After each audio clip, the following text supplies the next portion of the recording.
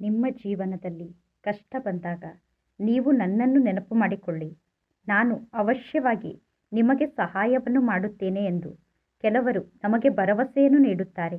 ನಾವು ಅವರ ಮೇಲೆ ಡಿಪೆಂಡ್ ಆಗಿರುತ್ತೇವೆ. ಆದರೆ ನಮ್ಮ ಜೀವನದಲ್ಲಿ ನಾವು ಯಾವ ವ್ಯಕ್ತಿಯ ಮೇಲೂ ಎಂದೂ ಡಿಪೆಂಡ್ ಆಗಿ ಇರಬಾರದು. ಅಂದರೆ ಯಾರನ್ನೂ ಕೂಡ ಅವಲಂಬಿಸಿ ಜೀವನವನ್ನು ನಡೆಸಬಾರದು. ಏಕೆಂದರೆ ಆ ವ್ಯಕ್ತಿ ಸ್ವಯಂ ಅನೇಕ ವಸ್ತುಗಳ ಮೇಲೆ ಡಿಪೆಂಡ್ ಆಗಿ ಜೀವನವನ್ನು ನಡೆಸುತ್ತಿದ್ದಾನೆ. ಆ ವ್ಯಕ್ತಿ ತನ್ನ ಹಣದ ಮೇಲೆ ಡಿಪೆಂಡ್ ಆಗಿದ್ದಾನೆ. ಆ ವ್ಯಕ್ತಿ ತನ್ನ ಆರೋಗ್ಯದ ಮೇಲೆ ಡಿಪೆಂಡ್ ಆಗಿದ್ದಾನೆ. ಆ ವ್ಯಕ್ತಿ ತನ್ನ ಉದ್ಯೋಗ ವ್ಯವಹಾರದ ಮೇಲೆ ಡಿಪೆಂಡ್ ಆಗಿದ್ದಾನೆ. ನಾಳೆ ಯಾವುದೋ ಕಾರಣದಿಂದ ಅವರು ಹಣವನ್ನು ಕಳೆದುಕೊಂಡರೆ ಅವರ ಮೇಲೆ ಡಿಪೆಂಡ್ ಆಗಿರುವ ನಾವು ಕೂಡ ದುಃಖಿಗಳಾಗುತ್ತೇವೆ.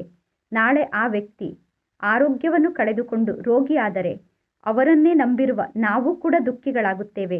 ನಾಳೆ ಇದ್ದಕ್ಕಿದ್ದಂತೆ ಆ ವ್ಯಕ್ತಿ ಉದ್ಯೋಗವನ್ನು ಕಳೆದುಕೊಂಡರೆ ಅವರನ್ನು ನಂಬಿರುವಂತಹ ನಾವು ದುಃಖಿಗಳಾಗುತ್ತೇವೆ.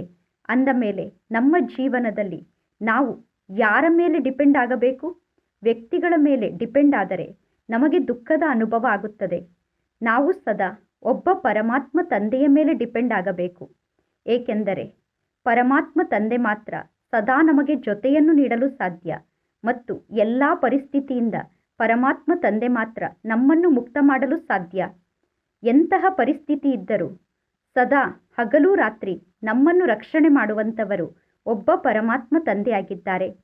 ವ್ಯಕ್ತಿಗಳ ಬಳಿ ನಾವು ಹೋಗಿ ಸಹಯೋಗವನ್ನು ಕೇಳಿದರೆ ಅವರು ಹೇಳುತ್ತಾರೆ, ನಾನು ನಿಮಗೆ ಸಹಯೋಗವನ್ನು ನೀಡುತ್ತೇನೆ ಎಂದು ಹೇಳಿದ್ದೆ, ಆದರೆ ಏನು ಮಾಡುವುದು? ನನ್ನ ಜೀವನದಲ್ಲಿ ಇಂತಹ ಕಷ್ಟ ಇದೆ, ಆದ್ದರಿಂದ ನಿಮಗೆ ಸಹಯೋಗವನ್ನು ನೀಡಲು ನನಗೆ ಸಾಧ್ಯ ಆಗುತ್ತಿಲ್ಲ ಎಂದು. ಆದರೆ ಪರಮಾತ್ಮ ತಂದೆ ನಾನು ನಿಮಗೆ ಸಹಯೋಗವನ್ನು ನೀಡುತ್ತೇನೆ, ಜೊತೆಯನ್ನು ನೀಡುತ್ತೇನೆ ಎಂದು ಹೇಳಿದ ಮೇಲೆ ಎಂತಹ ಪರಿಸ್ಥಿತಿಯ ಸಮಯದಲ್ಲೂ ಸದಾ ಜೊತೆಯನ್ನು ನೀಡುತ್ತಾರೆ ಮತ್ತು ಎಲ್ಲ ಪರಿಸ್ಥಿತಿಯಿಂದ ನಮ್ಮನ್ನು ಮುಕ್ತ ಮಾಡಿ ಸದಾ ನಮ್ಮ ರಕ್ಷಣೆಯನ್ನು ಮಾಡುತ್ತಾರೆ.